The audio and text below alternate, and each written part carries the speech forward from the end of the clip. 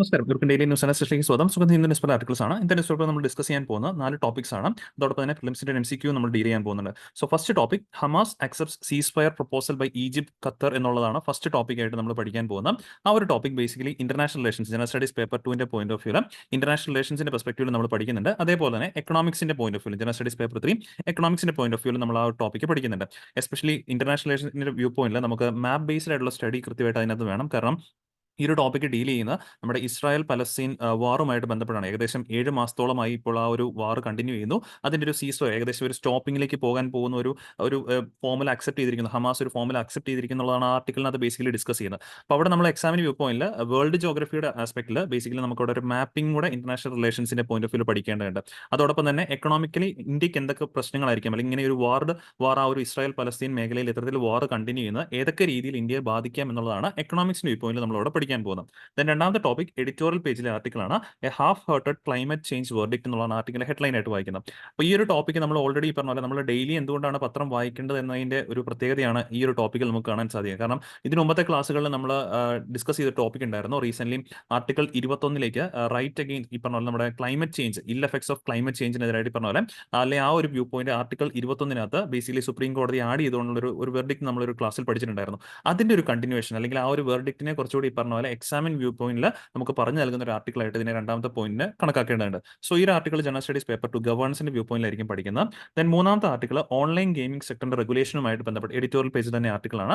So ഇവിടെ നമ്മൾ എക്കണോമിക്സിന്റെ view പോയിന്റിലും അതേപോലെ ഗവേണൻസിന്റെ വ്യൂ പോയിന്റിലും ഇതിനെ പഠിക്കുന്നുണ്ട്. ദെൻ ലാസ്റ്റ് വൺ വളരെ ഇമ്പോർട്ടന്റ് ആണ്, ഈ വരാൻ പോകുന്ന പ്രിലിംസിന് ഒരുപാടധികം പ്രാധാന്യമുള്ളതാണ് കാർബൺ ഫാമിംഗ്. സോ ആ ഒരു ടോപ്പിക്ക് നമ്മൾ പഠിക്കുന്നുണ്ട്. അത് നമ്മൾ എക്കോളജി എൻവയോൺമെന്റും അതേപോലെ ഗവേണൻസിന്റെ പെർസ്പെക്റ്റീവ് ആയിരിക്കും പഠിക്കുന്നത്. ലാസ്റ്റ് നമ്മൾ ഇന്ന് കാണുന്ന ടോപ്പിക്സുമായിട്ട് ബന്ധപ്പെട്ട പ്രിലിംസിന്റെ MCQ നമുക്ക് കണ്ടക്ട് ചെയ്യാം. ഓക്കെ, സോ എനിവേ നമുക്ക് ടൈം കളയാണ്ട് ഫസ്റ്റ് ടോപ്പിക്കിലേക്ക് നീങ്ങാം. First one Hamas accepts ceasefire proposal by Egypt and Qatar എന്നുള്ളതാണ്. ഇപ്പോൾ ഓൾറെഡി ഇതിന്റെ ഒരു ബാക്ക്ഗ്രൗണ്ട് ഞാൻ പറഞ്ഞു തന്നു. ഏകദേശം 7 മാസത്തോളമായിട്ട് നീണ്ടു നിൽക്കുന്ന ഒരു ഇസ്രായേൽ പലസ്തീൻ വാർ ആണ് ഇതിന്റെ ബേസിക് പശ്ചാത്തലം. അപ്പോൾ ആ വാർ അവസാനിപ്പിക്കാനായിട്ട് ഹമാസ് ഈ പറഞ്ഞ പോലെ ഈ ഇടയ്ക്ക് ഈജിപ്തും ഖത്തറും കൂടെ ചേർന്ന് മുന്നോട്ട് വെച്ച ഒരു സീസ് ഫയർ പ്രൊപ്പോസൽ അക്സെപ്റ്റ് ചെയ്തിരിക്കുന്നു എന്നുള്ള രീതിയിലേക്കാണ് ഇപ്പോൾ വാർത്ത വന്നിരിക്കുന്നത്. സോ എനിവേ ഇത് general studies paper 2 international relations. അവിടെ തന്നെ നമുക്ക് വേൾഡ് ജോഗ്രഫിയുടെ പോയിന്റ് ഓഫ് വ്യൂ പഠിക്കാനായിട്ടുള്ള ആ ഒരു ഇസ്രായേലിന്റെ മാപ്പാണ് കൃത്യമായിട്ടും പഠിച്ചിരിക്കണം. കാരണം പ്രിലിംസിന് നമുക്ക് വളരെയധികം പ്രാധാന്യമുണ്ട്. എസ്പെഷ്യലി ഇസ്രായേലുമായിട്ട് ബോർഡർ ചെയ്യുന്ന നേഷൻസ് ഏതൊക്കെയാണ് നമുക്ക് ആവശ്യമായിട്ട് വരും. അതേപോലെ മെഡിറ്ററേനിയൻ സീ, ഇസ്രായേലുമായിട്ട് ബോർഡർ ചെയ്യുന്ന കടലാണ് മെഡിറ്ററേനിയൻ സീ. അപ്പോൾ ഈ വ്യൂ പോയിന്റ് കൃത്യമായിട്ടും ഈ ഒരു മാപ്പിൽ നിങ്ങൾ കൃത്യമായിട്ട് പഠിച്ചിരിക്കുക. ബോർഡറിംഗ് നേഷൻസ് ഈജിപ്റ്റ് ഉണ്ട്, അതേപോലെ ജോർദൻ, സിറിയ, ലെബനൻ നമുക്ക് കാണാനായിട്ട് സാധിക്കും. സോ ലെഫ്റ്റ് സൈഡിലേക്ക് പോയി കഴിഞ്ഞാൽ മെഡിറ്ററേനിയൻ സീ ആണ് ബോർഡർ ചെയ്യുന്നത്. അപ്പോൾ ഇത്രയും കാര്യങ്ങൾ അതിന്റെ ആ ഒരു മാപ്പിൽ നിന്ന് കൃത്യമായിട്ട് ഓർമ്മയിൽ വെച്ചേക്കുക. കാരണം ഇങ്ങനെയുള്ള വാർത്തകൾ വരുമ്പോഴേക്കും കൃത്യമായിട്ട് നിങ്ങൾ ആ മാപ്പ് എടുത്തിട്ട് നമ്മുടെ അറ്റ്ലസ് ഉണ്ടല്ലോ, അറ്റ്ലസ് എടുത്തിട്ട് ഈ പറഞ്ഞ പോലെ വേൾഡ് മാപ്പിനകത്ത് ആ ഒരു കൺട്രി ലൊക്കേറ്റ് ചെയ്ത് പഠിക്കുന്നത് വളരെയധികം നല്ലതായിരിക്കും. ഓക്കെ, ഇന്ന് നമ്മൾ അടുത്തായിട്ട് ഇതിനെ വിശദീകരിച്ച് പോവാണ്. എക്കണോമിക്സ് വ്യൂ പോയിന്റിൽ പഠിക്കുമ്പോഴേക്കും പോസിബിൾ ഇത്തരത്തിൽ ഈ പറഞ്ഞ പോലെ വാർ അവസാനിക്കാൻ പോകുന്നുള്ളത് നല്ലൊരു കാര്യം തന്നെയാണ്. എന്നാൽ ഈ വാർ അവസാനിക്കാതെ നിന്ന് പോയി കഴിഞ്ഞാൽ എന്തൊക്കെ ഇമ്പാക്റ്റുകളാണ് ഒരു പക്ഷേ ഇന്ത്യക്ക് ഉണ്ടാകാൻ പറ്റുന്നതെന്ന് ചോദിച്ചു കഴിഞ്ഞാൽ തീർച്ചയായിട്ടും ഇന്ത്യയുടെ എനർജി സെക്യൂരിറ്റി അത് ബാധിക്കും. കാരണം ഇവിടെ നിങ്ങൾക്ക് കാണാൻ സാധിക്കും India is A world third largest consumer and importer of oil. അത് പ്രിലിംസിന് ആ പോയിന്റ് ഓർത്തിരിക്കണം. ലോകത്തിലെ ഏറ്റവും കൂടുതൽ തേർഡ് ലാർജസ്റ്റ് കൺസ്യൂമർ ഓഫ് ഓയിലും അതേപോലെ തന്നെ ഇമ്പോർട്ടറുമാണ് ആര്, ഇന്ത്യ എന്ന് പറയുന്നത്. More than 40% of India's oil comes from west Asia. നമ്മൾ ഇമ്പോർട്ട് ചെയ്യുന്ന ഓയിലിനകത്ത് 40% നമ്മൾ എവിടെ നിന്നാണ് ആശ്രയിക്കുന്നത്? വെസ്റ്റ് ഏഷ്യൻ കൺട്രീസിൽ നിന്നാണ് ആശ്രയിക്കുന്നത്. അതുകൊണ്ട് തന്നെയാണ് ഈ വെസ്റ്റ് ഏഷ്യയിൽ എന്തെങ്കിലും ഈ സമാധാനത്തിന് പ്രശ്നങ്ങൾ വന്നു കഴിഞ്ഞാൽ, ഒരു വാർ റിലേറ്റഡ് ആയിട്ടുള്ള ഒരു ക്രൈസിസ് വന്നു കഴിഞ്ഞാൽ തീർച്ചയായിട്ടും അത് ബാധിക്കുന്നത് ഇന്ത്യയുടെ ഓയിൽ ക്രൈസിസിനെ, ഇന്ത്യയുടെ ആ ഒരു ഓയിൽ സെക്ടറിനെയാണ് കൃത്യമായിട്ടും ബാധിക്കുന്നത്. അല്ലെങ്കിൽ ഓയിൽ റിലേറ്റഡ് ആയിട്ടുള്ള ഒരു ക്രൈസിസ് ഇന്ത്യയിൽ രൂപപ്പെടാൻ സാധ്യതയുണ്ട്. കാരണം ഓയിൽ കൃത്യമായിട്ട് നമുക്ക് കിട്ടിയില്ലെങ്കിൽ അത് ട്രാൻസ്പോർട്ടേഷൻ മേഖലയെ ബാധിക്കാം. അത് ഈ പറഞ്ഞ പോലെ പിന്നീട് ഫ്യൂവൽ റൈസിലേക്ക് പോവുകയും നമ്മുടെ രാജ്യത്ത് ഇൻഫ്ലേഷൻ പോലുള്ള പ്രശ്നങ്ങൾ ഉണ്ടാക്കാനായിട്ടും അത് വഴിതെളിക്കും. സോ അങ്ങനെ ഏറ്റവും കൂടുതൽ ഇഫക്റ്റഡ് ആകുന്നത് ഇന്ത്യയുടെ എനർജി സെക്യൂരിറ്റി മേഖലയിലാണ്. ദെൻ രണ്ടാമത് നോക്കുവാണെങ്കിൽ നമ്മുടെ റെമിറ്റൻസസ്, അതുപോലെ തന്നെ ഇന്ത്യൻ ഡയസ്പോറയുടെ കാര്യം പറയേണ്ടതായിട്ടുണ്ട്. ഡയസ്പോറ എന്ന് പറയുമ്പോഴേക്കും Indians those who are living outside our country, നമ്മുടെ രാജ്യത്തിന് പുറത്ത് പോയി വർക്ക് ചെയ്യുന്ന ആൾക്കാരൊക്കെയാണ് നമ്മൾ പൊതുവിൽ ഡയസ്പോറ എന്ന് വിശേഷിപ്പിക്കുന്നത്. സോ ഇത്തരത്തിൽ നമ്മുടെ ഏറ്റവും കൂടുതൽ ഡയസ്പോറ സ്ട്രെങ്ത് നിൽക്കുന്നത് ഈ വെസ്റ്റ് ഏഷ്യൻ കൺട്രീസിലാണ്, അറേബ്യൻ കൺട്രീസിലേക്കാണ് പ്രധാനമായിട്ട് നിൽക്കുന്നത്. ഇപ്പോൾ റീസെന്റ് നോക്കുവാണെങ്കിൽ നമ്മൾ പഠിച്ചതാണ് വേൾഡ് ബാങ്കിന്റെ റെമിറ്റൻസ് റിപ്പോർട്ടിനകത്ത് ഏറ്റവും കൂടുതൽ കഴിഞ്ഞ വർഷം റെമിറ്റൻസ് റിസീവ് ചെയ്ത ഒരു രാജ്യമായിരുന്നു ഇന്ത്യ. ആദ്യമായിട്ടാണ് ഒരു രാജ്യം 100 ബില്യൺ US$ ഒക്കെ ക്രോസ് ചെയ്യുന്നത്. അപ്പോൾ അത്രത്തോളം റെമിറ്റൻസസ് റിസീവ് ചെയ്യുന്ന ഒരു രാജ്യമാണ് India.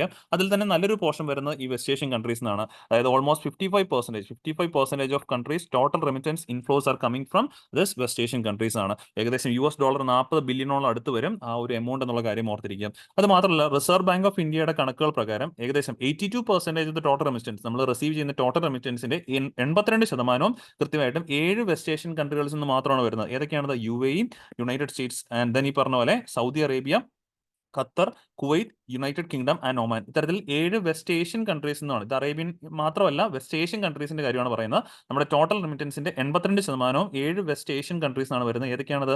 UAE, US, Saudi Arabia, Qatar, Kuwait, United kingdom and Oman. ഇത് ഈ പോയിന്റ് നമുക്ക് പ്രിലിംസിനും ആവശ്യമായിട്ട് വന്നേക്കും, ഓർത്തിരിക്കണം. ദെൻ ഇനി ട്രേഡിന്റെ കാര്യം പറയുവാണെങ്കിൽ നമുക്ക് മറ്റൊരു വരുമാന മാർഗ്ഗമാണ് ട്രേഡ് എന്ന് പറയുവാണെങ്കിൽ. സോ UN കോംട്രേഡ് ഡേറ്റാബേസ് പരിശോധിക്കുമ്പോഴേക്കും Iran and GCC member states accounted for 15.3% share of India's cumulative two way merchandise trade from 2017 to 2021. അപ്പോൾ ആ ഒരു കാലയളവിൽ കൃത്യമായിട്ട് നോക്കുവാണെങ്കിൽ ഇന്ത്യയുടെ 15.3% ഷെയർ ഈ പറഞ്ഞ പോലെ ട്രേഡിന്റെ കാര്യത്തിൽ, ബോത്ത് എക്സ്പോർട്ട് ആൻഡ് ഇമ്പോർട്ടും കൂടിയാണ്. അതാണ് ടു വേ മെർക്കൻഡൈസ് ട്രേഡ് എന്ന് പറഞ്ഞിരിക്കുന്നത്. ആ ഒരു കണക്കെടുത്ത് നോക്കുമ്പോഴേക്കും ഇറാനും അതുപോലെ തന്നെ GCC മെമ്പർ സ്റ്റേറ്റ്സും കൂടെ ചേർന്നിട്ട് 15.3% ഇന്ത്യയുടെ ട്രേഡിന്റെ അക്കൗണ്ടബിലിറ്റി ഉണ്ട് എന്നുള്ളൊരു പോയിന്റും കൂടെ മനസ്സിലേക്ക് വെച്ചേക്കാം.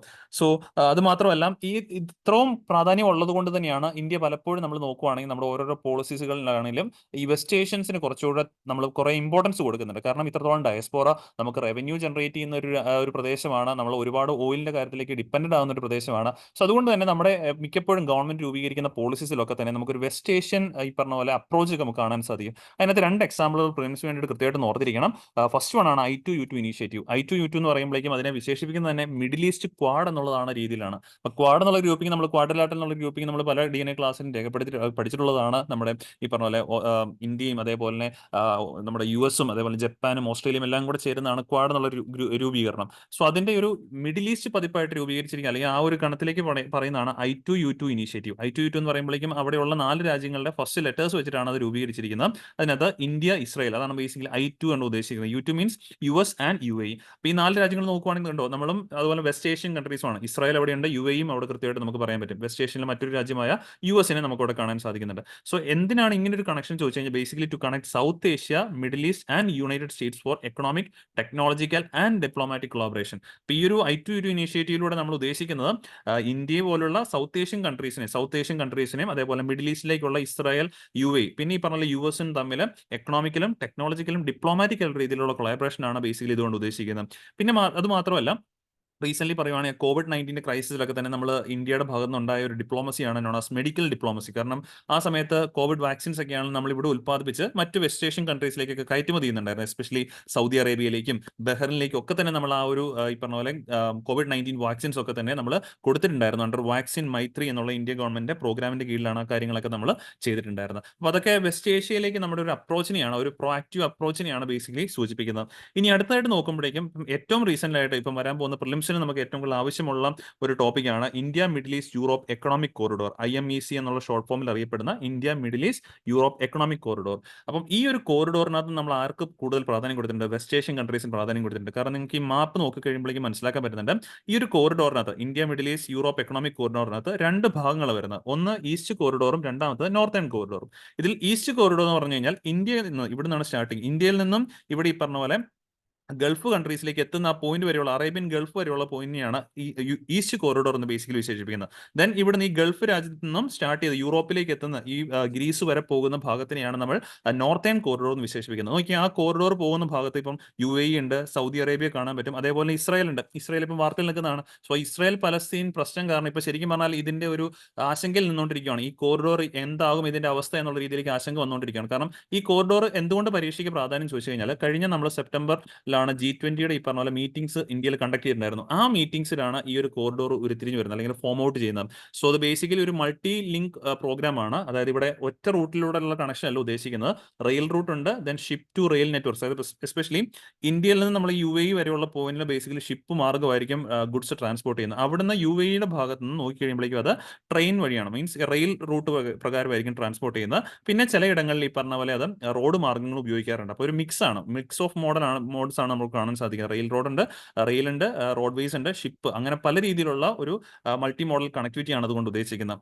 സോ അത് മാത്രമല്ല, ഈ ഒരു കോറിഡോറിലൂടെ ഇലക്ട്രിസിറ്റി സപ്ലൈയും അതേപോലെ ഹൈഡ്രജൻ പൈപ്പ് ലൈനും ഹൈ സ്പീഡ് ഡാറ്റ ട്രാൻസ്ഫറിങ്ങും എല്ലാം തന്നെ ഈ രാജ്യങ്ങൾക്കിടയിൽ നടത്താൻ ഉദ്ദേശിക്കുന്നുണ്ടെന്നുള്ള ഒരു പോയിന്റും കൂടി മനസ്സിലേക്ക് വെച്ചേക്കാം. അപ്പോൾ ഇത്രയും പോയിന്റുകളാണ് ആ ഒരു ആർട്ടിക്കിൾ നമുക്ക് മനസ്സിലാക്കേണ്ടത്. അപ്പം എന്തുകൊണ്ടാണ് ഡയറക്ട്ലി പറയുവാണെങ്കിൽ ഇസ്രായേലും പലസ്തീനും തമ്മിലാണ് അവിടെ യുദ്ധം ചെയ്യുന്നതെന്ന് പറയുമ്പോൾ പോലും അതിനകത്ത് ഒരുപാടധികം ഇമ്പാക്റ്റുകൾ ഇന്ത്യക്ക് ഉണ്ടാകാൻ സാധ്യതയുണ്ട്. എസ്പെഷ്യലി എക്കണോമിക്കൽ പരമായിട്ട് ഒരുപാട് ഇമ്പാക്റ്റുകൾ, നമ്മുടെ ഓയിലിന്റെ കാര്യത്തിൽ ക്രൈസിസ് വന്നേക്കാം. പിന്നെ ഇങ്ങനെയുള്ള റവന്യൂ, എസ്പെഷ്യലി ഇന്ത്യയുടെ വലിയൊരു ഡയസ്പോറ നിൽക്കുന്ന ഒരു പ്രദേശമാണ് അവിടെ. അപ്പോൾ ആ രീതിയിൽ ഇന്ത്യയുടെ റവന്യൂവിനെ ബാധിച്ചേക്കാം. പിന്നെ ഇത്തരത്തിലുള്ള ഇന്ത്യയുടെ കണക്ടിവിറ്റിയെയും ബാധിക്കാനായിട്ടുള്ള സാധ്യത ഈ വാർ മൂലമുണ്ട്. അപ്പോൾ അതുകൊണ്ട് തന്നെ ആ വാറൊക്കെ തന്നെ എപ്പോഴും വാർ എന്ന് പറയുന്ന സാധനം നമുക്ക് ഒരിക്കലും ഈ പറഞ്ഞ പോലെ അത് നല്ലൊരു കാര്യമല്ല. അത് എത്രയും പെട്ടെന്ന് അവസാനിക്കുന്നതാണ് ബോത്ത് എക്കണോമിക്കലിയും ലോകത്ത് സമാധാനം നിലനിൽക്കാനായിട്ടും ഏറ്റവും കൂടുതൽ ആവശ്യമുള്ളത്. അപ്പോൾ ഇത്രയും പോയിന്റാണ് ആ ഒരു ആർട്ടിക്കിളിൽ നമുക്ക് എക്സാമിന് വ്യൂ പോയിന്റിൽ പഠിക്കാനായിട്ടുള്ളത്. ഇനി നമ്മൾ രണ്ടാമത്തെ ആർട്ടിക്കിളിലേക്ക് മൂവ് ഓൺ ചെയ്യാണ്. ഇത് നമ്മുടെ എഡിറ്റോറിയൽ പേജിലെ ആർട്ടിക്കിളാണ്. A half hearted climate change verdict എന്നുള്ളതാണ് ആർട്ടിക്കിളിലെ ഹെഡ്ലൈൻ ആയിട്ട് വായിക്കാൻ സാധിക്കുന്നത്. ഇത് ബേസിക്കലി നമുക്ക് ജനറൽ സ്റ്റഡീസ് പേപ്പർ 2ന്റെ പോയിന്റ് ഓഫ് വ്യൂവിൽ വായിക്കാൻ സാധിക്കും. പിന്നെ കുറച്ചൊക്കെ നമുക്ക് ഗവേണൻസിന്റെ പോയിന്റ് ഓഫ് വ്യൂവിൽ വരുന്നുണ്ട്. പൊളിറ്റി ആസ്പെക്ട് ആയിട്ട് കുറച്ച് കാര്യങ്ങൾ പറയുന്നുണ്ട്. അപ്പം തുടക്കത്തിൽ നമ്മൾ പറഞ്ഞിരുന്നു ഈ ഒരു ആർട്ടിക്കിൾ വരാൻ കാരണം റീസെന്റ് നമ്മൾ ഈ പോയിന്റ് ഡിസ്കസ് ചെയ്തിട്ടുണ്ടായിരുന്നതാണ്. സുപ്രീം കോടതിയുടെ ഒരു വെർഡിക്റ്റ്, അതായത് ആർട്ടിക്കിൾ 21ലേക്ക് ഒരു എക്സ്ട്രാ അഡീഷനും കൂടെ ഒരു എക്സ്റ്റൻഷനും കൂടെ സുപ്രീം കോടതി കൊണ്ടുവന്നിരിക്കുകയാണ്. That is the right to be free of ill effects of climate change. അപ്പോൾ അത് ഓർത്തിരിക്കണം. ഈ പറഞ്ഞ right to be free of ill effects of climate change ഇപ്പോൾ നിലവിൽ പറയുവാണെങ്കിൽ ആർട്ടിക്കിൾ 21ന്റെ അണ്ടറിൽ വരുന്നതാണ്. ആർട്ടിക്കിൾ 21ന്റെ അണ്ടറിലാണ് വരുന്നത് എന്നുള്ളൊരു പോയിന്റ് മനസ്സിലാക്കി വെച്ചേക്കാം. ഓക്കെ, അപ്പോൾ ആ ഒരു case basically MK Ranjit Singh and others versus Union of India കേസിലാണ് സുപ്രീം കോടതി ഈ ഒരു എക്സ്റ്റൻഷൻ കൊണ്ടുവന്നുള്ള ഒരു കാര്യം ഓർത്തിരിക്കുക. അപ്പോൾ അത് എങ്ങനെയാണ് ഈ ഒരു ആർട്ടിക്കിൾ അത് ഡിസ്കസ് ചെയ്യുന്ന ആ ഒരു പോയിന്റ് ആണ്, എങ്ങനെയാണ് സുപ്രീം കോടതി അത് കണ്ടെത്തിയത്, മീൻസ് ആർട്ടിക്കിൾ 21ലേക്ക് എങ്ങനെയാണ് right to free of ill effects of climate ചേഞ്ചിന്റെ മൂലം ഉണ്ടാകുന്ന എഫക്റ്റുകൾ എങ്ങനെയാണ് നമുക്ക് ആർട്ടിക്കിൾ 21ലേക്ക് എക്സ്റ്റെൻഡ് ചെയ്തത് എന്നുള്ള കാര്യമാണ് ഇതിനകത്ത് പ്രധാനമായിട്ടും ഡിസ്കസ് ചെയ്യുന്നത്. ഓക്കെ, അത് മാത്രമല്ല സുപ്രീം കോടതി ഈ ഒരു കേസ്, നമ്മൾ കേസിന്റെ പേര് പറഞ്ഞല്ലോ, MK Ranjit Singh and others versus Union of India case പറഞ്ഞല്ലോ. ആ കേസിനകത്ത് ഇത് പറയാനുള്ള കാരണം ബേസിക്കലി ഗ്രേറ്റ് ഇന്ത്യൻ ബസ്റ്റാർഡിന്റെയും ലെസർ ഫ്ലോറിക്കന്റെയും കൺസർവേഷനുമായിട്ട് ബന്ധപ്പെട്ട ഒരു കേസായിട്ടായിരുന്നു ഇത് വന്നിരുന്നത്. അപ്പോൾ അതിന്റെ കാര്യങ്ങൾ പറയുന്നതിനൊപ്പമാണ് ഈ ഒരു പോയിന്റും കൂടെ, ഈ ഒരു ക്ലൈമറ്റ് ചേഞ്ചിന്റെ ഇമ്പാക്റ്റുകളെ ഫണ്ടമെന്റൽ റൈറ്റ്സിന്റെ ഭാഗമായ ആർട്ടിക്കിൾ 21ലേക്കും ആർട്ടിക്കിൾ 14ന്റെ ഇക്വാളിറ്റിയുടെ ഭാഗമായിട്ട് സുപ്രീം കോടതി ആഡ് ചെയ്ത്. അപ്പോൾ ഇത് എക്സ്പ്ലെയിൻ ചെയ്തതിനൊപ്പം തന്നെ നമുക്ക് ലാസ്റ്റ് എന്തും കൂടെ കാണണം, ഗ്രേറ്റ് ഇന്ത്യൻ ബസ്റ്റാർഡിന്റെയും അതേപോലെ ലെസർ ഫ്ലോറിക്കന്റെയും ഈ പറഞ്ഞ പോലെ കൺസർവേഷൻ സ്റ്റാറ്റസ് നമുക്ക് പ്രിലിംസിന് ആവശ്യമായിട്ടുള്ള ഒരു പോയിന്റ് ആണ്. ഇത്തരത്തിൽ വാർത്തയിൽ വരുന്ന ബേർഡ്സ് ആയിക്കോട്ടെ, ആനിമൽസ് ആയിക്കോട്ടെ, അല്ലെങ്കിൽ പ്ലാന്റ് സ്പീഷീസ് ആയിക്കോട്ടെ, ഇവയൊക്കെ വാർത്തയിൽ വരുമ്പോഴേക്കും അവയുടെ കൺസർവേഷൻ സ്റ്റാറ്റസും കാര്യങ്ങളൊക്കെ തന്നെ പഠിച്ചിരിക്കുക, അല്ലെങ്കിൽ അവയുടെ ഹാബിറ്റാറ്റ് എവിടേക്കാണ് ഇന്ത്യയിൽ അവയെ കാണാൻ സാധിക്കുന്നത്, ഇന്ത്യയിൽ മാത്രമാണോ കാണാൻ സാധിക്കുന്നത്, മറ്റെവിടെയെങ്കിലും കാണാൻ പറ്റുന്നുണ്ടോ, അങ്ങനെയുള്ള കൺസർവേഷൻ ഹാബിറ്റാറ്റ് സ്റ്റാറ്റസുകളൊക്കെ അറിഞ്ഞിരിക്കുന്നത് എപ്പോഴും നമുക്ക് പ്രിലിംസിന് വളരെയധികം പ്രാധാന്യമാണ്. സോ ഫസ്റ്റ് ഓഫ് ഓൾ നമ്മൾ നീങ്ങുവാണ്, എന്താണ് സുപ്രീം കോടതി ഇങ്ങനെ ഇതിന്റെ ക്ലൈമറ്റ് ചേഞ്ചിന് ആർട്ടിക്കിൾ 21ലേക്ക് കൊണ്ടുവന്നെന്ന് ചോദിച്ചു കഴിഞ്ഞാൽ, എങ്ങനെയാണ് അതിൽ ലിങ്ക് വരുന്നതെന്ന് ചോദിച്ചു കഴിഞ്ഞാൽ, right to life and livelihood എന്നുള്ളൊരു പോയിന്റ് നമുക്ക് ആർട്ടിക്കിൾ 21 കാണാൻ സാധിക്കും. അപ്പോൾ ശരിക്കും പറഞ്ഞാൽ ക്ലൈമറ്റ് ചേഞ്ച് നടക്കുമ്പോൾ ഡയറക്ട്ലി ഒരു വ്യക്തിയുടെ ഈ പറഞ്ഞ റൈറ്റ് ടു ലൈഫിനെ ബാധിക്കുന്നത്. കാരണം ഇപ്പൊ തന്നെ നമുക്കറിയാം, നമ്മുടെ രാജ്യത്താണെങ്കിലും അല്ലെങ്കിൽ നമ്മുടെ കേരളത്തിലാണെങ്കിലും ഈ ചൂട് കൂടുന്നത് മൂലം ഓരോ ദിവസം നമ്മൾ എത്രയോ ആളുകളാണ് ഈ പറഞ്ഞ പോലെ സൂര്യതാപം ആ ഒരു ഇത് മൂലം പലപ്പോഴും ബുദ്ധിമുട്ടുകൾ അനുഭവിക്കുന്നു. ചിലയിടങ്ങളിൽ ഈ പറഞ്ഞ ആളുകൾ മരണമടയുന്ന പോലും വാർത്തകൾ നമ്മൾ കേൾക്കുന്നുണ്ട്. സോ ഇതൊക്കെ ഇങ്ങനെയുള്ള എക്സ്ട്രീം വെതർ ഇവന്റ്സിന്റെ ഭാഗമായിട്ട് ഉണ്ടാകുന്നതാണ്. അപ്പോൾ ഈ ആൾക്കാർക്കൊക്കെ തന്നെ എന്തിന്റെ അവകാശം ഉണ്ടായിരുന്നു, റൈറ്റ് ടു ലൈഫ് എന്നുള്ളൊരു പോയിന്റ് ഉള്ളതാണ്. സോ ഇത്തരത്തിൽ ക്ലൈമറ്റ് ചേഞ്ച് വരുമ്പോൾ തീർച്ചയായിട്ടും വ്യക്തികളുടെ റൈറ്റ് ടു ലൈഫ് അല്ലെങ്കിൽ ലൈവ്ലിഹുഡിനെ ബാധിക്കാനുള്ള വളരെയധികം പോസിബിലിറ്റി ഉണ്ട്. സോ അങ്ങനെ വന്നു കഴിയുമ്പോഴേക്കും ഒരു കാര്യം കൂടെ നോക്കുവാണെങ്കിൽ ലോ ലൈങ് കോസ്റ്റൽ ഏരിയാസിൽ താമസിക്കുന്ന വ്യക്തികൾ, അപ്പോൾ അവരുടെയൊക്കെ തന്നെ ഈ പറഞ്ഞ ലോ ലൈങ് ഏരിയാസിലെ ക്ലൈമറ്റ് ചേഞ്ച് മൂലം സീ ലെവൽ വാട്ടർ റൈസ് ഒക്കെ തന്നെ ഉണ്ടാകാം. അങ്ങനെ വന്നു കഴിയുമ്പോഴേക്കും അവരുടെ താമസിക്കുന്ന സ്ഥലമൊക്കെ ആണെങ്കിൽ വെള്ളത്തിനടിയിലായി പോവുകയും അവരുടെ റൈറ്റ് ടു ലൈഫ് അല്ലെങ്കിൽ ലൈവ്ലിഹുഡ് എന്നുള്ളത് അവിടെ ലംഘിക്കപ്പെടുന്നത് നമുക്ക് കാണാൻ പറ്റുന്നുണ്ട്. സോ അങ്ങനെയുള്ള പോയിന്റുകളെ കണക്ട് ചെയ്തും കോടതി ആ ഒരു പോയിന്റ് പറഞ്ഞിട്ടുണ്ട്. പിന്നെ വേറൊരു രീതിയിൽ നോക്കുവാണെങ്കിൽ right to clean water and sanitation, ഇങ്ങനെയുള്ള ക്ലൈമറ്റ് എഫക്റ്റുകളൊക്കെ വരുമ്പോൾ, അതിപ്പം ചൂട് കൂടുന്നതായിക്കോട്ടെ അല്ലെങ്കിൽ മഴക്കാലം ആകുമ്പോഴായിക്കോട്ടെ, ക്ലീൻ വാട്ടറിന്റെ സാനിറ്റേഷൻ നമുക്ക് പ്രശ്നങ്ങൾ വരാറുണ്ട്. നമ്മൾ പലപ്പോഴും വാർത്തയിലേക്ക് കേൾക്കുന്ന പോയിന്റുകളാണിത്. വെള്ളപ്പൊക്കം ആകുമ്പോൾ നമ്മൾ ചിന്തിച്ചേക്കാം, വെള്ളപ്പൊക്കം ആകുമ്പോൾ വാട്ടറിന് ക്രൈസിസ് ഇല്ലോ, പക്ഷേ ആ ഫ്ലഡ് വരുമ്പോഴേക്കും നമ്മുടെ ക്ലീൻ വാട്ടർ സോഴ്സുകളൊക്കെ തന്നെ ഈ പറഞ്ഞ കണ്ടാമിനേറ്റഡ് ആകാനുള്ള പോസിബിലിറ്റി ഉണ്ട്. അത് അതേ സ്ഥാനത്ത് വേനൽക്കാലം ആകുമ്പോഴേക്കും നല്ല വെള്ളം കിട്ടാൻ പറ്റാത്തൊരു സിറ്റുവേഷൻ ഉണ്ട്, അല്ലെ, വരൾച്ച മൂലം വെള്ളം കിട്ടാതെ വരുന്ന ഒരു സിറ്റുവേഷൻ ഉണ്ട്. സോ രണ്ട് കേസിലും ക്ലീൻ വാട്ടർ സാനിറ്റേഷനെ അത് കൃത്യമായിട്ടും ബാധിക്കുന്നുണ്ട്. സോ ഇങ്ങനെ റൈറ്റ് ടു ക്ലീൻ വാട്ടറും കാര്യങ്ങളൊക്കെ തന്നെ നമുക്ക് ഇതിനകത്ത് പറയാൻ പറ്റും. കാരണം നല്ല ശുദ്ധമായുള്ള ജലം നമുക്ക് കുടിക്കാനായിട്ട് കിട്ടുന്നില്ലെങ്കിൽ അത് നമ്മുടെ ആരോഗ്യത്തെ ബാധിക്കും, ഹെൽത്തിനെ ബാധിക്കും, ഇൻറ്റേൺ അത് എന്തിനെ ബാധിക്കാം, നമ്മുടെ ലൈഫിനെയും ബാധിക്കാനായിട്ടുള്ള ഒരു പോസിബിലിറ്റി ഉണ്ട്. സോ ഇത്തരത്തിൽ ഡ്രോട്ട് അല്ലെങ്കിൽ ഈ പറഞ്ഞ പോലെ മറ്റ് ക്ലൈമറ്റ് ചേഞ്ചിന്റെ എഫക്റ്റുകളൊക്കെ തന്നെ നമ്മുടെ റൈറ്റ് ടു ലൈഫിനെ ബാധിക്കാൻ സാധ്യതയുണ്ട്, ഹെൽത്ത് ഇഷ്യൂസ് ഉണ്ടാക്കാൻ പറ്റും എന്നുള്ളതും കോടതി കണ്ടെത്തിയിട്ടുണ്ട്. ദെൻ ഹെൽത്ത് ആൻഡ് വെൽബീങ്ങിന്റെ കാര്യം ഇപ്പം നമ്മൾ പറഞ്ഞ രീതിയിൽ കണക്ട് ചെയ്ത് വായിക്കുമ്പോൾ നമുക്ക് ആ ഹെൽത്ത് ആൻഡ് വെൽബീങ്ങിന്റെ പോയിന്റ് മനസ്സിലാക്കാൻ പറ്റുന്നുണ്ട്. ഇനി ഇങ്ങനെ ഇത്തരത്തിൽ ഈ പറഞ്ഞ ക്ലൈമറ്റ് ചേഞ്ച് എഫക്റ്റുകളൊക്കെ നേരിടുന്ന ഒരു സ്ഥലത്ത് ആരെങ്കിലും പിന്നീട് താമസിക്കാൻ ശ്രമിക്കൂ? ഇല്ല, അവർ അവിടെ നിന്ന് മാറും. അപ്പം നമുക്കിവിടെ അനുവദിച്ചിരിക്കുന്ന ഒരു റൈറ്റ് ആണ് ഒരു വ്യക്തിക്ക് ഈ പറഞ്ഞ പോലെ നമുക്കൊരു സ്ഥലത്ത് വീട് വെച്ച് താമസിക്കാനുള്ള അധികാരവും കാര്യങ്ങളും, പർട്ടിക്കുലർ റൈറ്റ് ടു റെസിഡൻസ് എന്നുള്ള കൺസെപ്റ്റ് ഒക്കെ നമ്മൾ പഠിക്കുന്നതാണ്. സോ ഇതൊക്കെ നമുക്ക് കിട്ടാതാവുന്ന ഒരു സിറ്റുവേഷനിലേക്ക് പോകും ഇത്തരത്തിലുള്ള ക്ലൈമറ്റ് ചേഞ്ച് ഇമ്പാക്റ്റുകൾ എന്നുള്ളൊരു കാര്യം ഓർത്തിരിക്കുക.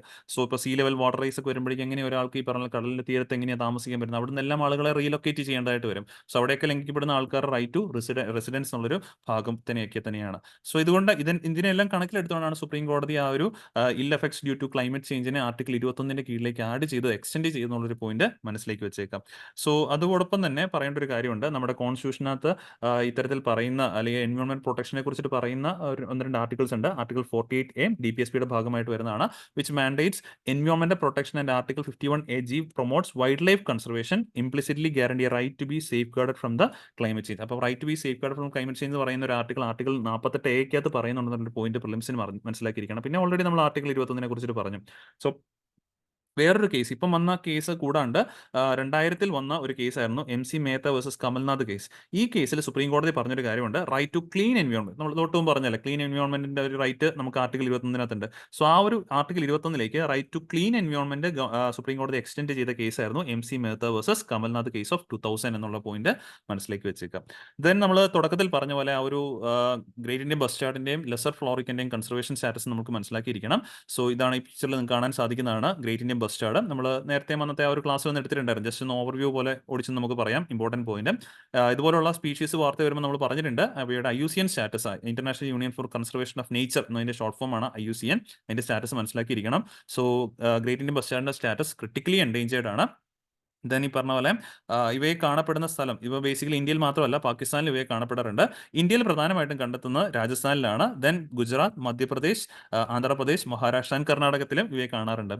ഇവയുടെ പ്രധാനപ്പെട്ട ത്രെറ്റ് എന്ന് പറഞ്ഞു കഴിഞ്ഞാൽ ഹാബിറ്റാറ്റ് ഡിസ്ട്രക്ഷൻ ആണ്, വൈൽഡ് ഫയേഴ്സ് ഒക്കെ തന്നെ. ഇപ്പോൾ ഉത്തരാഖണ്ഡിൽ വൈൽഡ് ഫയേഴ്സിന്റെ നമ്മൾ കാണാറുണ്ട്. അതുപോലെയുള്ള വൈൽഡ് ഫയേഴ്സ് ഇവയ്ക്ക് വലിയൊരു ഭീഷണി നേരിടുന്നുണ്ട്. ദെൻ പവർ ലൈൻസ്, കാരണം ഇവ ഇന്ത്യയിൽ നോക്കുവാണെങ്കിൽ നോക്കി heaviest flying bird in India ആണ്. Heaviest flying bird in India ആണ് ഈ ഒരു ഗ്രേറ്റ് ഇന്ത്യൻ ബസ്റ്റാർഡ്. ഇവയുടെ പ്രശ്നം എന്താണെന്ന് ചോദിച്ചു കഴിഞ്ഞാൽ ഇവർക്ക് ഐസൈറ്റ് വളരെ കുറവാണ്. ഓക്കെ, കാഴ്ചശക്തി വളരെ കുറവാണ്. അതുകൊണ്ട് തന്നെ ഇവർ പറന്നു പോകുമ്പോഴേക്കും ഇത്തരത്തിൽ പവർ ലൈൻസ്, എസ്പെഷ്യലി രാജസ്ഥാനിലൊക്കെ പറ്റുന്ന ഒരു പ്രശ്നം അവിടെയാണ്. അവിടെ നമുക്ക് ഒരുപാട് സോളാർ പാടങ്ങളൊക്കെ ഉണ്ട്. അവിടുന്ന് ജനറേറ്റ് ചെയ്യുന്ന ഇലക്ട്രിസിറ്റി ട്രാൻസ്മിഷന് വേണ്ടിയിട്ട് പവർ ലൈൻസ് ഉപയോഗിക്കുമ്പോഴേക്കും ഈ ഗ്രേറ്റ് ഇന്ത്യൻ ബസ്റ്റാർഡ് പറന്നു പോകുന്ന വഴിക്ക് ഇതിന്റെ ഐസൈറ്റ് കുറവായതുകൊണ്ട് തന്നെ അവ ഇത് കാണത്തില്ല. ബേസിക്കലി ആ ഒരു പവർ ലൈൻസിൽ തട്ടി പറഞ്ഞ പോലെ ഇവർ ഡൈ ചെയ്യുന്ന പല പ്രശ്നങ്ങളുണ്ട്. സോ അങ്ങനത്തെ പ്രശ്നങ്ങൾ ഇവർ നേരിടുന്നുണ്ട് എന്നുള്ളൊരു കാര്യം ഓർത്തിരിക്കുക. എക്സലന്റ് ഫ്ലയേഴ്സ് ആണ് great Indian bustard. Schedule 1 of wildlife protection act 1972 പ്രകാരം പ്രൊട്ടക്ട് ചെയ്യപ്പെട്ടിരിക്കുന്നതാണ്. Okay, then great Indian bustard historically inhabited western ഇന്ത്യയാണ്. Across 11 states and parts of പാകിസ്ഥാനിൽ ഇവയെ കാണപ്പെടാറുണ്ട്. ഇന്ത്യയിൽ മെയിൻലി കാണുന്ന രാജസ്ഥാനിലാണെന്നുള്ളൊരു പോയിന്റ് മനസ്സിലേക്ക് വെച്ചേക്കാം. ഓക്കെ, ദെൻ രണ്ടാമത്തെ ഇപ്പോൾ ഈ പിക്ചറിൽ നിങ്ങൾക്ക് കാണാൻ സാധിക്കുന്നതാണ് ലെസർ ഫ്ലോറിക്കൻ. ബേസിക്കലി പറയുകയാണെങ്കിൽ ഇപ്പോൾ നിങ്ങൾ തൊട്ട് മുമ്പ് കണ്ടപ്പോഴേക്കും ആ ഒരു ഗ്രേറ്റ് ഇന്ത്യൻ ബസ്റ്റാർഡിൻ്റെ ഒരു ഓൾമോസ്റ്റ് ഒരു സെയിം രൂപം നിങ്ങൾക്ക് കാണാൻ പറ്റും. കാരണം ഇത് ബസ്റ്റാർഡ് ഫാമിലിയിൽ തന്നെ വന്ന ബസ്റ്റാർഡ് ഫാമിലീസിലുള്ള തന്നെ ഒരു സ്പീഷിയാണ് ഈ ഒരു ലെസർ ഫ്ലോറിക്കൻ. പക്ഷേ ബസ്റ്റാർഡ് ഫാമിലീസിൽ വെച്ചിട്ട് ഏറ്റവും ഹൈറ്റ് കുറഞ്ഞിട്ടുള്ള ഒരു സ്പീഷി കൂടിയാണ് ഈ ലെസർ ഫ്ലോറിക്കൻ. ഇവയുടെ ബേസിക്കലി കൺസർവേഷൻ സ്റ്റാറ്റസ് നോക്കുകയാണെങ്കിൽ പോലും നമുക്ക് മനസ്സിലാക്കാൻ പറ്റും ദേ ആർ ക്രിട്ടിക്കലി എൻഡേഞ്ചേർഡ് തന്നെയാണ് ഈ ലെസർ ഫ്ലോറിക്കൻ. ഓക്കെ, ബേസിക്കലി ത്രെട്ടുകളൊക്കെ ഓൾമോസ്റ്റ് സെയിം ആണ്. ഹണ്ടിങ് കാര്യങ്ങളൊക്കെ തന്നെ പ്രധാനമായിട്ടും വരുന്നുണ്ട്. ഈ പറഞ്ഞ പോലെ മെയിനായിട്ട് കാണുന്ന ജോഗ്രഫിക്കൽ ഡിസ്ട്രിബ്യൂഷൻ മനസ്സിലാക്കിയിരിക്കുക. ഗുജറാത്ത്, രാജസ്ഥാൻ, മഹാരാഷ്ട്ര, മധ്യപ്രദേശ്, ആന്ധ്ര, ഓൾമോസ്റ്റ് ആ ഒരു ഗ്രേറ്റ് ഇന്ത്യൻ ബസ്റ്റാർഡിന്റെ സിമിലർ ഡിസ്ട്രിബ്യൂഷൻ പറയും. കാരണം ഇതെല്ലാം ഓൾമോസ്റ്റ് ഒരു സെയിം ഫാമിലിയിൽ വരുന്ന സ്പീഷീസ് ഒക്കെ ആണല്ലോ. ഓക്കെ, അത്രയും പോയിന്റ് കൃത്യമായിട്ടൊന്ന് മനസ്സിലാക്കി വെച്ചേക്കാം. ദെൻ അടുത്ത എഡിറ്റോറിയൽ പേജിലെ ആർട്ടിക്കിളാണ് ഓൺലൈൻ ഗെയിമിംഗ് സെക്ടറുമായിട്ട് ബന്ധപ്പെട്ട് getting to a new level in India's online gaming sector എന്നുള്ളതാണ് ഈ ആർട്ടിക്കിളിലെ ഹെഡ്ലൈൻ ആയിട്ട് വായിക്കാൻ സാധിക്കുന്നത്. അപ്പോൾ ഈ ഒരു ആർട്ടിക്കിൾ വരാൻ ബേസിക്കലി കാരണം എന്ന് പറഞ്ഞു കഴിഞ്ഞാൽ നമ്മളിപ്പം നോക്കുവാണെങ്കിൽ നമ്മുടെ രാജ്യത്ത് ഒരുപാടധികം ഓൺലൈൻ ഗെയിംസുകൾ നിലവിൽ നിൽക്കുന്നുണ്ട്. ഇപ്പോൾ നമ്മൾ പലപ്പോഴും ഇപ്പോൾ IPL ഒരു കാലഘട്ടമാണ്. സോ അതിൻ്റെയൊക്കെ തന്നെ പരസ്യത്തിനകത്ത് ഒരുപാട് നമുക്ക് ഓൺലൈൻ ഗെയിമിങ്ങുമായിട്ട് ബന്ധപ്പെട്ട കമ്പനീസിൻ്റെ പരസ്യം കാണാൻ സാധിക്കും. അപ്പോൾ ഇങ്ങനെ ഗെയിമിങ്ങുകൾ വളരുന്ന അനുസരിച്ച് അതുമായിട്ട് ബന്ധപ്പെട്ട അസോസിയേറ്റഡ് ക്രൈംസും വളരുന്നുണ്ട്. മീൻസ് എസ്പെഷ്യലി സൈബർ അറ്റാക്കുകൾ അല്ലെങ്കിൽ ഇത്തരത്തിലുള്ള ഓൺലൈൻ ഗെയിമിങ്ങുകളിൽ പണം നഷ്ടപ്പെട്ട് ഈ പറഞ്ഞ പോലെ ജീവൻ ഈ പറഞ്ഞ പോലെ ആത്മഹത്യ ചെയ്യുന്ന പല ആളുകളുടെയും കേസുകൾ നമ്മൾ കാണാറുണ്ട്. അപ്പോൾ ഇതെല്ലാം സൂചിപ്പിക്കുന്നത് ഈ സെക്ടേഴ്സിനെ നമുക്ക് കുറച്ചുകൂടെ റെഗുലേറ്റ് ചെയ്യപ്പെടണം. അതായത് ഈ പറഞ്ഞ പോലെ പ്രോപ്പർ ആയിട്ടാണ് ഇത് ഇപ്പം ഗെയിം അല്ലെങ്കിൽ ഈ പറഞ്ഞ പോലെ എന്റർടൈൻമെന്റ് എന്നുള്ളത് എല്ലാവർക്കും ഒരു പോയിന്റ് ഉണ്ട്. ബട്ട് ഈ പറഞ്ഞ പോലെ അതൊരു കറക്റ്റ് പോയിന്റിലാണോ അതെല്ലാം വർക്ക് ചെയ്യുന്നുള്ളത് കൃത്യമായിട്ട് എൻഷുർ ചെയ്യാനായിട്ട് ഗവൺമെന്റിന് സാധിച്ചിരിക്കണം. പക്ഷേ ദൗർഭാഗ്യവശം പറയുവാണെങ്കിൽ നമ്മളൊരു ബില്ല് ബേസിക്കലി ഓൺലൈൻ ഗെയിമിംഗ് സെക്ടേഴ്സിനെ റെഗുലേറ്റ് ചെയ്യാനായിട്ട് ഒരു ബില്ല് ബേസിക്കലി 2022 സുപ്രീം കോടതിയിലും ആ ഒരു ടൈം പീരിയഡിൽ ബഡ്ജറ്റ് സെഷനിൽ അവതരിപ്പിച്ചിട്ടുണ്ടായിരുന്നു. പക്ഷേ അത് അതിന്റെ ഫൈനൽ സ്റ്റേജിലേക്ക് ഇപ്പോഴും മുഴുവനായിട്ട് വന്നിട്ടില്ല എന്നുള്ളത് തന്നെയാണ് അതിന്റെ ഏറ്റവും വലിയൊരു പോയിന്റ്. അപ്പോൾ അതൊക്കെ എത്രയും പെട്ടെന്ന് നടപ്പാക്കണം, കുറച്ചുകൂടി ഈ പറഞ്ഞ പോലെ റെഗുലേറ്റ് ചെയ്യപ്പെടണം എന്നുള്ളതാണ് ഈ ഒരു ആർട്ടിക്കിളിനകത്ത് മെയിൻലി സൂചിപ്പിക്കുന്നത്. ഇനി എന്തുകൊണ്ടാണ് ഓൺലൈൻ ഗെയിമിംഗ് സെക്ടറിനെ നമ്മൾ റെഗുലേറ്റ് ചെയ്യണമെന്ന് ചോദിച്ചു കഴിഞ്ഞാൽ റീസെൻ്റ് ആയിട്ടുള്ള പഠനങ്ങളും റിപ്പോർട്ടുകളൊക്കെ പഠിക്കുമ്പോഴേക്കും ഓൺലൈൻ ഗെയിമിംഗ് ഇൻഡസ്ട്രി ഇന്ത്യയിലെ ഓൺലൈൻ ഗെയിമിംഗ് ഇൻഡസ്ട്രിയുടെ വളർച്ച നോക്കുവാണെങ്കിൽ 27% ആണ് കോമ്പൗണ്ടഡ് ആനുവൽ ഗ്രോത്ത് റേറ്റ് പറയുന്നത്. 27%. അതായത് ഓരോ വർഷവും ഇന്ത്യയിലെ ഓൺലൈൻ ഗെയിമിംഗ് സെക്ടർ 27% വളർച്ച കൈവരിക്കുന്നുണ്ട് എന്നുള്ളതാണ് പറയപ്പെടുന്നത്. അതൊരു വലിയൊരു ഗ്രോത്ത് തന്നെയാണ്. അതായത് കോമ്പൗണ്ടഡ് ആനുവൽ ഗ്രോത്ത് റേറ്റ് 27% എന്ന് പറയുമ്പോൾ വലിയൊരു ഗ്രോത്ത് റേറ്റ് തന്നെയാണ്. നമ്മൾ എക്സ്പെക്ട് ചെയ്യുന്നതിന് മുകളിലാണ്. കാരണം ആർട്ടിഫിഷ്യൽ ഇന്റലിജൻസ് ഒക്കെ തന്നെ ഉപയോഗിച്ചാണ് ഇത്തരത്തിലുള്ള ഗെയിമുകളൊക്കെ ഇപ്പം നമ്മുടെ നാട്ടിൽ വർക്ക് ചെയ്യുന്നത്. അപ്പോൾ അതിൻ്റെയൊക്കെ ആ ഒരു ഇത് നോക്കുമ്പോഴേക്കും ഇന്ത്യയുടെ GDP ബൈ 2026-27 കാലഘട്ടത്തിലേക്ക് ഇന്ത്യൻ GDP-യിലേക്ക് ഓൾമോസ്റ്റ് 300 ബില്യന്റെ ഒരു കോൺട്രിബ്യൂഷൻ ചെയ്യാൻ പറ്റുന്ന ഒരു സെക്ടർ കൂടിയാണ് ഈ ഓൺലൈൻ ഗെയിമിംഗ് ഇൻഡസ്ട്രി. അപ്പോൾ തന്നെ നമുക്ക് മനസ്സിലാക്കാൻ പറ്റും ചെറിയൊരു ഒരു സെക്ടർ അല്ല ഓൺലൈൻ ഗെയിമിംഗ് ഇൻഡസ്ട്രി. 2025 മാത്രം $5 ബില്യൺ ഈ പറഞ്ഞ പോലെ കോൺട്രിബ്യൂഷൻ ഈ പറഞ്ഞ പോലെ റവന്യൂ ജനറേറ്റ് ചെയ്യാനായിട്ടും സാധിക്കുന്ന ഒരു സെക്ടർ കൂടിയാണിത്. സോ പക്ഷേ ഇവിടുത്തെ ഞാൻ പറഞ്ഞു പ്രശ്നം എന്താണെന്ന് വെച്ച് കഴിഞ്ഞാൽ 2022 ഓൺലൈൻ ഗെയിമിംഗ് റെഗുലേഷൻ ബില്ല് അവതരിപ്പിച്ചിട്ടുണ്ടായിരുന്നു ലോക്സഭയിൽ. ഒരു പ്രൈവറ്റ് മെമ്പർ ബില്ലായിട്ടാണ് അവതരിപ്പിച്ചത്. പ്രൈവറ്റ് മെമ്പർ ബില്ല് അവതരിപ്പിക്കാൻ നമുക്കറിയാം പ്രൈവറ്റ് മെമ്പേഴ്സ് ബില്ലുകൾ പാസ്സാകാനുള്ള സാധ്യത വളരെ കുറവാണ്. കാരണം ഒരു മിനിസ്റ്റർ അല്ലാതെ ബാക്കി ഏതൊരു MP അവതരിപ്പിക്കുന്ന ബില്ലുകളാണ് പ്രൈവറ്റ് മെമ്പർ ബില്ല്. മിനിസ്റ്റർ അവതരിപ്പിക്കുന്നത് പബ്ലിക് ബില്ല് എന്നറിയപ്പെടും, അല്ലെങ്കിൽ ഗവൺമെന്റ് ബില്ല് എന്നാണ് ബേസിക്കലി അറിയപ്പെടുന്നത്. അപ്പം ഈ ബില്ല് ബേസിക്കലി ഇത്തരത്തിലുള്ള ഓൺലൈൻ ഗെയിമുകളുടെ ഇന്റഗ്രിറ്റിയും അതേപോലെ റെഗുലേറ്ററിയും കാര്യങ്ങളൊക്കെ നടപ്പാക്കാനായിട്ടുള്ള ഒരു ബില്ലായിരുന്നു. പക്ഷേ അതിന്റെ ഫുൾ ഫോമിലേക്ക് ഇപ്പോഴും ആയിട്ടില്ല. സോ ഇപ്പം നിലവിലെ ഓൺലൈൻ ഗെയിമിംഗ് ഇൻഡസ്ട്രീസിന്റെ ലെവൽ ഓഫ് ലീഗാലിറ്റി നമ്മൾ പരിശോധിക്കുകയാണെങ്കിൽ ഓൺലൈൻ ഗെയിംസുകൾ, അതായത് ഈ പറഞ്ഞ പോലെ നമ്മുടെ ഗെയിമിങ്, ബെറ്റിംഗ്, ഗാംബ്ലിംഗ് ഇതെല്ലാം ബേസിക്കലി അറിഞ്ഞിരിക്കണം സ്റ്റേറ്റ് ലിസ്റ്റിനാണ്. അതുകൊണ്ട് തന്നെ ഇതിനകത്ത് നിയമം നിർമ്മിക്കാനുള്ള അവകാശം ബേസിക്കലി സ്റ്റേറ്റ് ലെജിസ്ലേച്ചേഴ്സ് ആണ് ബേസിക്കലി ഉള്ളത്. അത് മാത്രമല്ല ഇന്ത്യയിലെ പല സംസ്ഥാനങ്ങളും ഓൺലൈൻ ഗെയിമുകളെ റെഗുലേറ്റ് ചെയ്യാനായിട്ട് ശ്രമം നടത്തിയിട്ടുണ്ട്. അവിടെ എല്ലാം ശ്രമം നടത്തുമ്പോഴേക്കും ഈ ഗെയിമുകൾ 2 ക്ലാസിഫിക്കേഷൻ ഉണ്ട്. ഗെയിം ഓഫ് സ്കില്ലും ഉണ്ട്, ഗെയിം ഓഫ് ചാൻസും ഉണ്ട്. ഇതിനകത്ത് ഗെയിം ഓഫ് സ്കില്ലുകളെ നമുക്ക് റെഗുലേറ്റ് ചെയ്യാൻ പാടാം. മീൻസ് ഗെയിം ഓഫ് സ്കിൽ എന്ന് പറയുമ്പോൾ പ്യുവർലി ആ ഒരു കളിക്കുന്ന വ്യക്തിയുടെ സ്കിൽ ഉപയോഗിച്ച് വർക്ക് ചെയ്യുന്നതിന്റെ തുല്യമായിട്ട് പറയപ്പെടേണ്ടി വരും. ഗെയിം ഓഫ് ചാൻസ് ആണ് നമ്മൾ ഈ ലക്ക് ഫാക്ടർ പ്രകാരം വർക്ക് ചെയ്യുന്നത്. പക്ഷെ ഒരു ഗെയിം അത് ഗെയിം ഓഫ് സ്കില്ലാണോ ഗെയിം ഓഫ് ചാൻസ് ആണോ നമുക്ക് ഡിഫൈൻ ചെയ്യാൻ വളരെ ബുദ്ധിമുട്ടാണ്. അത് ബേസിക്കലി വളരെ ബുദ്ധിമുട്ടാണ്. നമ്മൾ ഓരോ കളിക്കുന്ന ആൾക്കാരെ പോലെ ഇരിക്കും. ചിലർ സ്കിൽ ഉപയോഗിച്ചായിരിക്കും കളിക്കുന്നത്, ചിലർ ചാൻസിന്റെ പർപ്പസിലായിരിക്കും കളിക്കുന്നത്. അതുകൊണ്ട് തന്നെ ഗെയിമുകളെ റെഗുലേറ്റ് ചെയ്യാനായിട്ട് ബുദ്ധിമുട്ടായിട്ട് മാറുന്നു. നിലവിൽ ഇന്ത്യയിൽ ഇത്തരത്തിൽ ഗെയിമുകൾ, ഓൺലൈൻ ഗെയിമുകളെ ഗവേൺ ചെയ്യുന്നത് അല്ലെങ്കിൽ കൺട്രോൾ ചെയ്യാൻ പാകത്തിലേക്ക് നമുക്ക് ഒറ്റ വൺ സെൻട്രൽ ലോ മാത്രമാണ് നിലവിൽ അവൈലബിൾ ആയിട്ടുള്ളത്. It's called public gambling act of 1867. ഈ ഒരു ലോ മാത്രമാണ് ഇന്ത്യയിലെ ഓൺലൈൻ ഗെയിമുകളെ റെഗുലേറ്റ് ചെയ്യാനായിട്ട് നമുക്ക് നിലവിലുള്ളത്. ഇത് നോക്കിക്കഴിഞ്ഞാൽ നിങ്ങൾ ഈ വർഷം നോക്കിയാൽ മനസ്സിലാക്കാൻ പറ്റും 1867 ആണ്. ഏകദേശം 100 വർഷങ്ങൾ, 150 വർഷത്തോളം വേണമെങ്കിൽ പഴക്കമാകാറായി. ഏജ് ഓൾഡ് ലോ ആണത്. അതുകൊണ്ട് തന്നെ പലപ്പോഴും ഇന്നത്തെ ഓൺലൈൻ ഗെയിമിങ്ങുകളെയോ ഗാംബ്ലിംഗ് അതേപോലെ കാസിനോസ്, ഡിജിറ്റൽ കാസിനോസ് ഇവയൊന്നും തന്നെ റെഗുലേറ്റ് ചെയ്യാനുള്ള കപ്പാസിറ്റി ആർക്കില്ല, ഈ ഒരു ആക്ടിനകത്ത് ഇല്ല എന്നുള്ള കാര്യം ഓർക്കുക. അവിടേക്കുള്ള ചെറിയ ചുവടുവെപ്പായിട്ട് പറയാൻ പറ്റുന്നതാണ് റീസെന്റ് ഫിനാൻസ് മിനിസ്ട്രി GSTയുടെ ഭാഗമായിട്ട് ഈ ഒരു money gaming, online money gaming, casinos, horse racing ഇവയ്ക്കൊക്കെ വേണ്ടിയിട്ട് GST 28% വെച്ചിട്ടുണ്ടെന്നുള്ളൊരു പോയിന്റ് മനസ്സിലാക്കി വെച്ചേക്കുക. അതൊരു ചെറിയൊരു നീക്കം മാത്രമാണ്. ബട്ട് കുറേയും കൂടെ നമുക്ക് റെഗുലേറ്റ് ചെയ്യേണ്ടതായിട്ടുണ്ട് എന്നുള്ളതാണ് ഈ ഒരു ആർട്ടിക്കിളിനകത്ത് എടുത്ത് പറയുന്നത്. ഇത്രയും പോയിന്റ് കൃത്യമായിട്ട് എല്ലാവരും മനസ്സിലാക്കി വെച്ചേക്കാം. ഇനി നമ്മൾ ലാസ്റ്റ് ആർട്ടിക്കിളിലേക്ക് മൂവ് ഓൺ ചെയ്യുകയാണ്. ഇതൊരു പ്രിലിംസ് ബേസ്ഡ് ആയിട്ടുള്ള ഒരു ഷോർട്ട് ആർട്ടിക്കിളാണ്. കാർബൺ ഫാമിംഗ് എന്നുള്ളതാണ്. What is carbon farming? കാരണം ഇത് അറിഞ്ഞിരിക്കുന്നത് വളരെ ഇമ്പോർട്ടന്റ് ആയിരിക്കണം. കാരണം പരീക്ഷയ്ക്ക് വേണ്ടി ഡയറക്ട്ലി ചോദിക്കാം. Which of the given options related to carbon farming recent seen in news എന്ന് വേണമെങ്കിൽ നമ്മളോട് ഡയറക്ട്ലി ചോദിക്കാൻ പറ്റും. അപ്പോൾ എന്താണ് കാർബൺ ഫാമിംഗ് എന്നുള്ളത് കൃത്യമായിട്ടൊന്ന് മനസ്സിലാക്കി വെച്ചേക്കാം. സോ കാർബൺ ഫാമിംഗ് എന്ന് പറഞ്ഞു കഴിഞ്ഞാൽ ഇറ്റ്സ് ബേസിക്കലി അഗ്രികൾച്ചർ പ്രാക്ടീസ് ആണ് that aims to improve the rate at which CO2 is removed from the അറ്റ്മോസ്ഫിയറിൽ നിന്ന് CO2 റിമൂവ് ചെയ്യാനായിട്ട് നമ്മൾ ഉദ്ദേശിക്കുന്ന agriculture practices and that removed CO2 are being converted into plant materials and soil organic matter. ഇങ്ങനെ ഉപയോഗിക്കുന്ന technique നമ്മൾ agriculture പ്രാക്ടീസിന് പറയുന്ന പേരാണ് കാർബൺ ഫാമിംഗ്. ഒന്നുകൂടെ പറയാം, carbon farming involves implementing agriculture practice. അത് അഗ്രികൾച്ചർ പ്രാക്ടീസസ് ആണ് that aim to improve the rate at which CO2 is removed from the atmosphere and it is converted into plant material and soil organic matter. അറ്റ്മോസ്ഫിയറിൽ നിന്ന് carbon dye oxide remove ചെയ്ത് അത് നമുക്ക് useful ആയിട്ടുള്ള രീതിയിൽ plant മെറ്റീരിയലായിട്ടും soil organic matter ആയിട്ട് convert ചെയ്യുന്ന agriculture practices ആണ് കാർബൺ ഫാമിംഗ്. അപ്പം ബേസിക്കലി ഇത് ഉദ്ദേശിക്കുന്നത് green house gas emissions reduce ചെയ്യുക, എൻഹാൻസ് സോയിൽ ഹെൽത്ത് എൻഹാൻസ് ചെയ്യുക, ഇൻക്രീസ് അഗ്രികൾച്ചർ പ്രൊഡക്ടിവിറ്റി ഒക്കെയാണ് ആ കാർബൺ ഫാമിംഗിന്റെ ബേസിക് ഒബ്ജക്റ്റീവ്സ് ആയിട്ട് നമുക്ക് പറയാനായിട്ട് സാധിക്കുന്നത്. അപ്പോൾ ഇതും കൂടെ അറിഞ്ഞിരിക്കുക. ഇത് വേണമെങ്കിൽ ഇങ്ങനെ ചോദിക്കാം, താഴെ തന്നിരിക്കുന്ന ടെക്നിക്സിൽ ഏതൊക്കെയാണ് കാർബൺ ഫാമിംഗുമായിട്ട് ബന്ധപ്പെട്ട techniques? So first of all agro forestry, then conservation agriculture, then rotational grazing and integrated nutrient management. ഇതെല്ലാം തന്നെ ബേസിക്കലി കാർബൺ ഫാമിംഗ് ടെക്നിക്സിന്റെ ഭാഗമായിട്ട് നമുക്ക് പറയേണ്ടതായിട്ടുണ്ട്. സോ ഇനി നമ്മൾ ലാസ്റ്റ് ആ ഒരു പ്രിലിംസ് ബേസ്ഡ് MCQ നമുക്ക് കാണാൻ സാധിക്കും. നമ്മൾ ഡിസ്കസ് ചെയ്ത ഇസ്രായേലിന്റെ മാപ്പുമായിട്ട് ബന്ധപ്പെട്ടാണ്. Which of the following group of countries Israel share it's border എന്നുള്ളതാണ് ചോദ്യമായിട്ട് കാണാൻ സാധിക്കുന്നത്. 4 ഓപ്ഷൻസ് ഇവിടെ നിങ്ങൾക്ക് കാണാൻ സാധിക്കും. ഈ 4 ഓപ്ഷൻസിൽ ഏതൊക്കെ ഓപ്ഷനാണ് കൃത്യമായിട്ടും ഇസ്രായേലിന് ബോർഡർ ചെയ്യുന്ന രാജ്യങ്ങൾ എന്നുള്ളത് കമന്റ് ബോക്സിൽ നിങ്ങൾ രേഖപ്പെടുത്തുക. ഓക്കെ, ഇത്രയും കാര്യങ്ങളാണ് ഇന്നത്തെ DL നമുക്ക് പഠിക്കാനുണ്ടായിരുന്നത്. ഇന്ന് പഠിച്ച ടോപ്പിക്സ് എല്ലാവർക്കും ക്ലിയർ ആണെന്ന് വിശ്വസിക്കുന്നു. നമുക്ക് അടുത്ത ദിവസം കാണാം. താങ്ക്